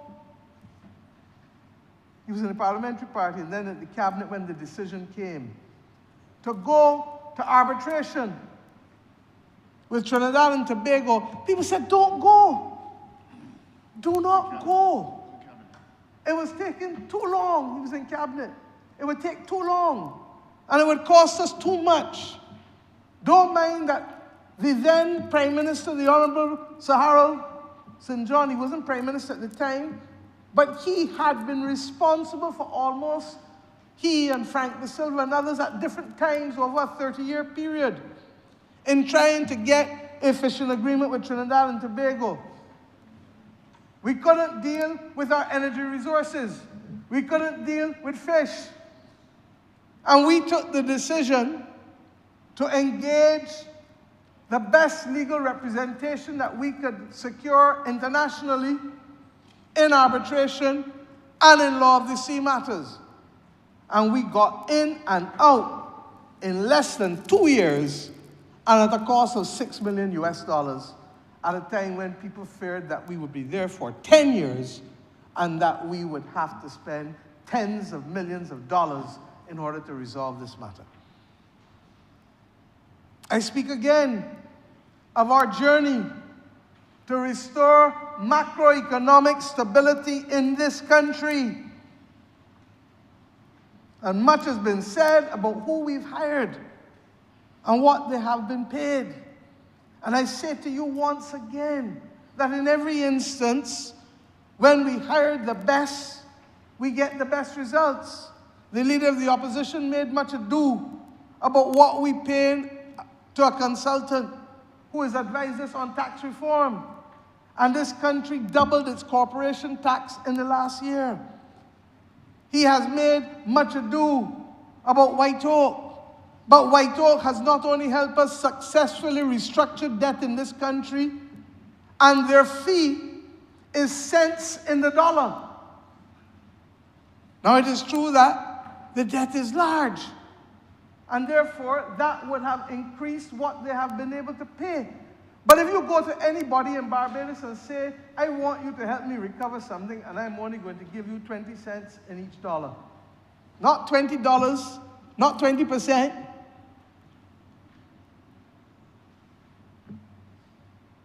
They say, you mad? Why deserve more than that? Look at all the scale of fees across every profession. So that I say to us, Madam Deputy Speaker, that we have to examine as a nation, separate from this Commission's report, how we attract talent and retain talent, recognizing that the population of Barbados is lesser in 2020 than it was in 2010. And the immigration bill will come to Parliament soon. I will not anticipate the next debate this afternoon, where the country has been able to do exceptionally well, even in the midst of the unfolding Middle East conflict, and which reflects not the judgment of us in here, not the opposition, not even the government, but reflects the judgment of the international capital markets, even beyond the credit rating agencies. But that will be dealt with later today. So the Commission recommends the establishment of this standing committee that would reside within the Management Commission to advise on terms and conditions of Parliament. And it makes recommendations for all kinds of stipends at the lead of government business in the House and the Senate. And I know, because I served as one, they have additional duties beyond others, should they not receive a stipend for that. And similarly, the opposition does not now have, because there's only one in here, but there would normally be a case where you would have lead of opposition business if there's more than 2 or 3 people in the opposition in the lower house, and equally in the Senate. They've made all other kinds of recommendations for benefits. Most people do not know that members of Parliament do not have health insurance. Members of Parliament do not get vehicles. Many members of Parliament do not have access to either an official vehicle or indeed even a duty-free vehicle. And I am not suggesting that they should, but a lot of Bajans feel that they do.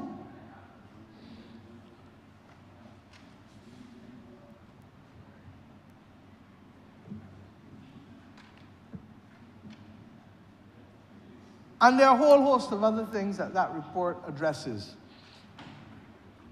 including that the leader of the opposition should receive a travel allowance and official transportation on state and ceremonial occasions.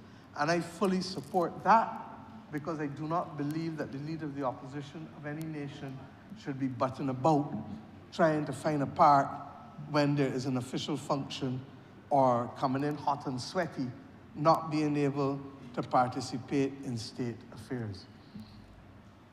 Similarly, and if you go back, the history of these matters is very, very interesting. Errol Barrow and Tom Adams agreed to peg the salary of the leader of the opposition at on or about, I believe, just below the Speaker's salary, and to ensure that the arrangements befitting of a leader of the opposition in a Parliament in terms of payment was put in place, and it was an all-party agreement in order to treat to these issues. I am not going to address the issues of the terms and conditions of current prime ministers because even with the, what do you call it, the national honors, I have understood the disposition of some to be petty, and if I have to be a human living sacrifice for those that come after me, so be it. But what I will do is that I also recognize that we do need to put in place arrangements with respect to former presidents or governors general and former prime ministers. And I give the assurance the Commission recommends a set of measures, all of which I agree with, with one exception. I believe that a person who has served as president of Barbados, and I disagree on one thing with them too, but a person who has served as president of Barbados or governor general of Barbados has lived in State House, previously government house.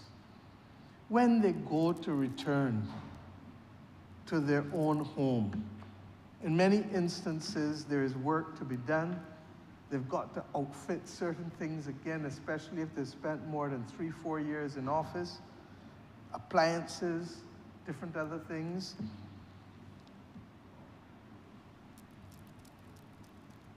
They should be given a duty-free allowance for appliances and furniture for the first year after leaving office as part of resettlement. This commission also recognizes that they should receive the benefit of administrative and other support, both former prime ministers and former presidents. I agree with that because they continue to play a role in the country's democracy. They say that a car should be kept, I think it's 5 or 7 years, but whatever it is, it really is too long for them at this stage because you really don't want a former governor general or a former prime minister in a car breaking down on the highway. And therefore, I feel that a suitable amendment to that would be 3 years or 4 years. And I feel they should have a driver, a continuous driver. If you are the President of the United States of America, you continue to have both excuse me, security support and other support, and you still refer to everybody as Mr. President. I still call Prime Minister Stewart Prime Minister Stewart. When I write him, as I've had calls to do recently, I say, "Dear Prime Minister Stewart," because he was Prime Minister of this country. And respect is due. What most people don't know, and I certainly am not making a case to change it now, but what most people don't know is that the President and the Chief Justice, I think I'm informed by the Clerk of Parliament, receive tax-free pensions, or no, receive full pensions, sorry, not tax-free, receive their pension, the full salary that they had at the end of retirement as pension. But because of the divisiveness of politics, the Prime Minister doesn't. Now, I am sending the message that I am not changing it. But I hope that others beyond me will change it. Because it is only fair that if you have 2 offices of state attracting that benefit, the 3rd office so shall. But I will not change it. The bottom line is that the Commission also recommends something known as a resettlement grant. And a resettlement grant is members of Parliament do not get unemployment benefit. They pay national insurance, but they're forced to pay national insurance as self-employed persons. And therefore, when they leave here and they have not gone a new job, or if they are in a profession, they've not resumed their profession, there is a period of time when they will not earn. And in the United Kingdom and other parliaments in the Commonwealth, there is something known as a resettlement grant, which gives them a period of money for either 3 or 4 months or 6 months or however long it is. And it is something that we will have to consider, I believe, for our own parliamentarians, particularly those who are not in a position to establish an independent profession, but who depend in a small society on being employed by companies. And if there is a change of government, regrettably, the people in the non-political sphere may have more fear, not imposed by the government of the day, but just do not want to be able to reach out and to employ people who may otherwise have been associated with a political party. It is an unfortunate thing. And I think that this government has done enough to show that where possible, we can work with people with all sides, especially if it is to build Barbados. But I accept that even in the private sector, that may not be the mood of some, and to that extent, there may be wisdom in this resettlement grant. So, Madam Deputy Speaker, this brings me to the issue of pensions. And the fact is that the early age of the drawing of pensions under the current rules is 50 years old. In fact, the irony is, I think when the pension rules changed, the only person to have been there before and still living under the old rules, having been elected as the first member of parliament after Barbados became an independent nation, was actually my father, who was elected in 1969 as MP, the junior MP then, to the city of Bridgetown, where he served with my grandfather for 2 years before then becoming the Member of Parliament in single-member constituencies in 1971. So that there were previous pension arrangements. And I think his pension is something like $300 and something from that day, and those old pension arrangements. This commission recommends, in consonance with what we have done with increasing the age, that the age be increased to 60 years old for anyone to be able to draw a pension. And I believe that this is something that we should support. But I also believe that we need to recognize that there are some people who may not want to wait and leave their monies in the system, because people don't understand that parliamentarians contribute to their own pensions in a major way. But people may not want to leave their monies in the system and may want simply to draw a gratuity at a younger age and move. Now, why is this important? This government has made sure that anybody under contract can draw a gratuity not just for a full completed year, but for a prorated portion of the year. And to that extent, I think we need to be flexible enough to allow a person who may have been elected in their 20s, decide that they're only given 10 years, they don't want to hang around, let them take their gratuity and move, rather than having to wait to draw either gratuity or pension until, as it is now, 50, or where we are carried to 60. And that flexibility is consistent with the evolution of the modern world. This is the same parliament that introduced portability of pensions. And to that extent, I believe that this matter ought equally to be addressed by the working committee, the joint working committee of both houses, recognizing that the society demands of us, in the same way that their pensions have increased in the age base, that ours will too. There will be one or two instances, and the Honourable Attorney General, I'm sure, may speak to it, because we actually believe that there is a case for the reduction of the age in the instance of a few professions, for example, police and possibly other professions where the wear and tear is so great that there may be a case for an earlier pension. In other words, there cannot be a one-size-fits-all prescription for everyone.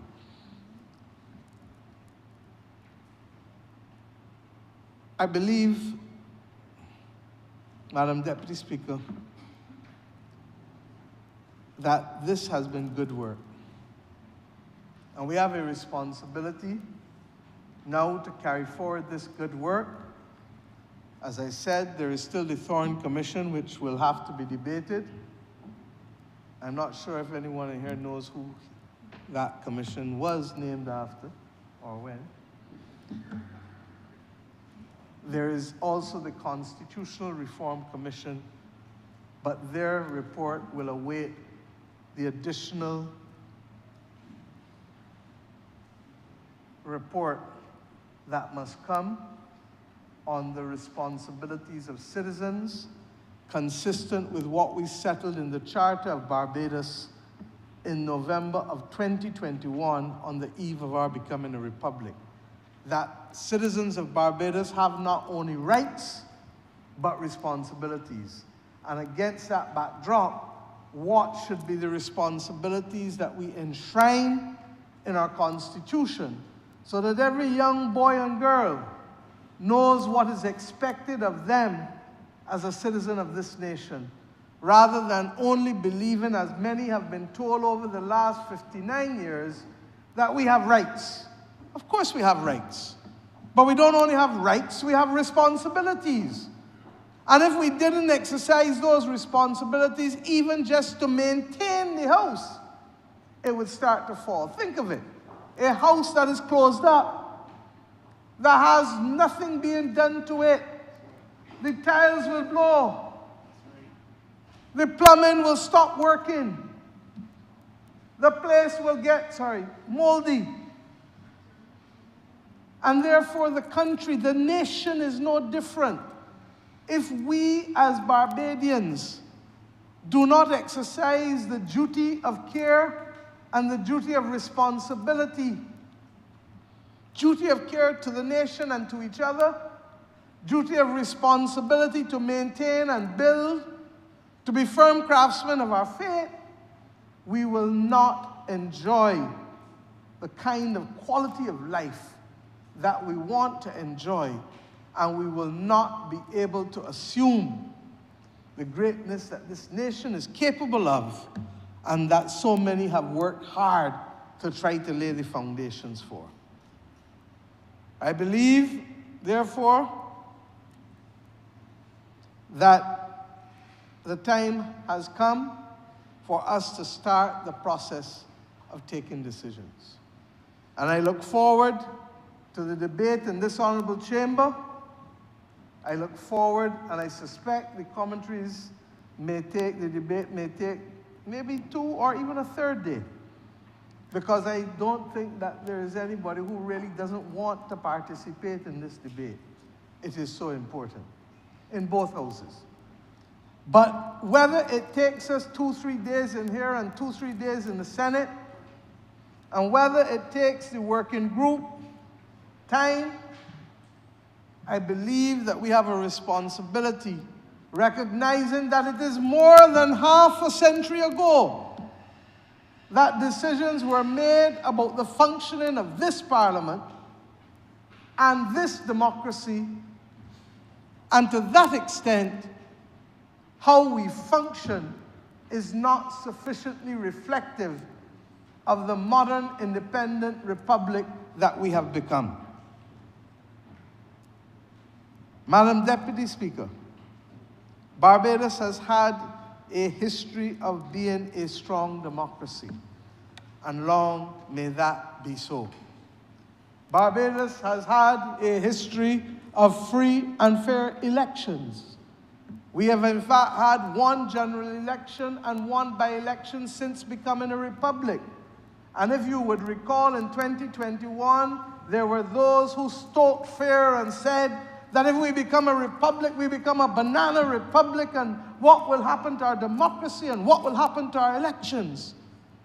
And we've seen 2 elections conducted without violence, without fear and rancor, and without intimidation, and that have delivered the will of the people. There are things that have to be done, like the enumeration exercise that is being undertaken shortly by the Electoral and Boundaries Commission. I spoke earlier to the review of the constituency boundaries in accordance with the Constitution and the laws of the land. Those things will be done. But we must also ensure how we can continue to deepen the involvement of ordinary citizens in our democracy and in our parliament, and how we can equally improve the efficiency of our parliament in serving the people of this nation. And that is what this exercise is intended to do. I want to address one other point. Conscious that we will hear it, there is a cost to democracy. And those who want to avoid the cost to democracy will confront the reality of anarchy ultimately. The checks and balances that we have ought to be protected and enhanced. And the notion that small country means small governance is a fallacy. Indeed, as I said, the responsibility of those who must govern, often in small states, is greater, particularly on the parliamentary and political class, because of the very fact that our structures of governance are not as complex. Do we remember that Barbados only had a Ministry of Environment since the 1980s? And when the then Tom Adams introduced it, people made laughing sport of it. I think that the Honourable Aaron Truss became that first minister. And yet, environmental matters rank at the top of almost all matters, not just in this nation, but globally. The Ministry of Innovation, Science and Technology is something that people laughed and asked, where am I going with it? I haven't included AI in its name, but effectively, that is the leading entity that is helping us to manage and navigate what is the greatest threat to our sovereignty. And then there are those who would seek to cultivate the fake news such that in a world of narrowcasting as opposed to broadcasting, to use the language of the former Chief Rabbi of London, Jonathan Sachs, that we find ourselves now not being able to shape society in the ways that we want. I stood outside those curtains right here in this chamber as a young MP. And the then member for Christchurch South, a man who I had tremendous respect for, pulled me one side. He used to sit next to me. I was the youngest person on the front bench. And therefore, by reason of age and election in 1994, I sat at the bottom of the front bench. And he sat next to me in the very last seat. And both of us were walking back into this chamber. And we stopped just in front of the green curtain before entering the chamber. And he held my hand. And he said, Motley, look in there. And anybody who knew him would know exactly how he talked. He said, a time is going to come in this country when you are not going to be able to use conventions to guide behavior and to guide action, and that you're going to need legislation to require it, to mandate it, because there are too many people who are getting their influences from too many different sources that have no common origin nor no common values base. You understand what the gentleman was telling me almost 30 years ago? And I have lived to see the wisdom of that former Prime Minister of Barbados come to light. And I say to this nation, there is a cost to democracy. Those who believe that our parliament is too big, I disagree. Those who believe that our cabinet is too big, I disagree. We may find ways of tightening it up or down, depending on the exigencies of the moment. But this is not a shop that you are running. This is a country, a nation. And let us be clear that we would spare no expenses if we were a university or if we were a company or whatever to ensure that that which we have in structure is appropriate to the circumstances of what we must do, whatever that mission is. Whether it is educating if you are a university, or whether it is building out and sustaining the company if you are a company. And I'm saying to us, the complexity of this world today requires us to pause and get the architecture correct. Whether this parliament increases by 5 or 7 or 9 or 11 or 2 or 3, we're not talking about increasing by 20 and 30.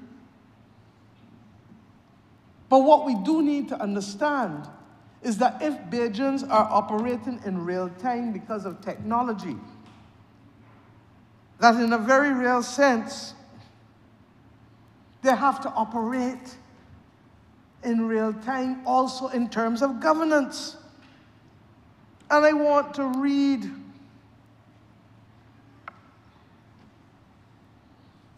what my Minister of Industry sent to me, ironically, this morning, of Innovation, Science and Technology sent to me this morning, without knowing what I would have to be addressing here today. And he said to me, Prime Minister, you said something to Mike Bracken, who is the designer of gov.uk, the digital services in the UK, the person who really brought the UK into the digital world, who you met with at Parliament when I was your Chief of Staff, that has stuck with me. In effect, it was that the lack of digital development is why Barbadians' trust in government has eroded so much in recent decades. Every day since, I have agreed with you more and more. And yesterday, we had a deep dive meeting on identity, in particular the Trident identity, but the idea of identity in general. And it dawned on me that in 1979, when the first ID card in Barbados was done right, to maybe the mid-1990s, late 1990s, that blue card with plastic lamination was some of the most sophisticated systems and technologies of its time. The card said definitively who you were. But that is why it had so much power and trust. But by the mid-2000s, the first decade of the 21st century, that same card or the red book for a driver's license would have been laughable, because how much has technology advanced from the mid-90s to the mid-2000s? When we look at the fundamentals of what we must do now as an administration, to have a highly competent Barbados that people can trust again, we must have a world-class identity system. We must give them the option of a cashless economy. We must have more services on e-government, just as we've done with the certificate of character and so many others that we've rolled out, although, in my opinion, not as quickly and not as many as we would like to. We must protect Bajans in terms of cybersecurity and not just view physical security as the risk. We must pursue a framework for data intelligence, telecommunications, security management, logistics and traffic management, and of course, education and skills management. And this will cost the country to reposition it. It costs us probably a couple $100 million. I don't know where it will land us, but I know that in an economy and in a country such as ours, if we are to protect democracy, this is what we must do. And therefore, the expansion of any numbers in this honorable chamber by a few will not cost us our democracy, will not cost our democracy, sorry, but it will cost us our democracy. And if you understand exactly what I mean, remember the statement, or if you don't understand, remember the statement that if you think education is expensive, try ignorance. If you think that we have enough to protect our democracy, I say to you that we may well be at risk of undermining it. Let us recognize that half a century or more, 54 years, has passed, and that we would be doing ourselves a serious disservice if we allow this report to stay on the shelves of our libraries and to gather dust and to avoid the urgent need for execution and implementation. There is not everything in here that we agree with, but what we do know is that what it has done is to tee up for us the decisions that must be made by a Barbados that will start to turn 60 years old from the 1st of December of this year until the 30th of November of next year. And at 60, if you can't get it right, God help you. I trust and pray, therefore, that this report will be treated with the seriousness with which it was intended to be, and that it will lead to a substantive and appreciable improvement in the quality of our democracy, but more importantly, in the actual lives of ordinary people and the trust that they have for the systems of governance will improve correspondingly. And I ask each person to recognize that while we may not agree on everything, that it is the majority that must go forth, and that it is with a sincere commitment to the noblest aspects of our democracy that this government puts it before you in this year, 75 years after this honorable chamber passed the amendments to the Representation of the People's Act that laid the foundation for the democracy of Barbados. I hope that this generation will be equal to the task in the same way that the generation of Sir Grantley Herbert Adams was equal to the task of building the foundations of our democracy, and the generation of the Right Excellent Errol Walton Barrow were equal to the task of building an independent Barbados. I'm obliged to you, Mr. Speaker. Thank you, Madam. I'd like to move that this. I beg to move, Madam Deputy Speaker, the moving of this of the resolution before this honorable chamber. Thank you.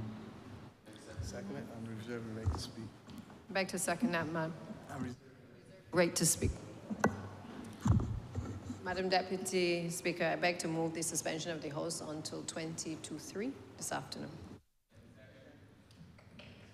The question is that this honorable chamber be suspended until 20 minutes to 3, ma'am?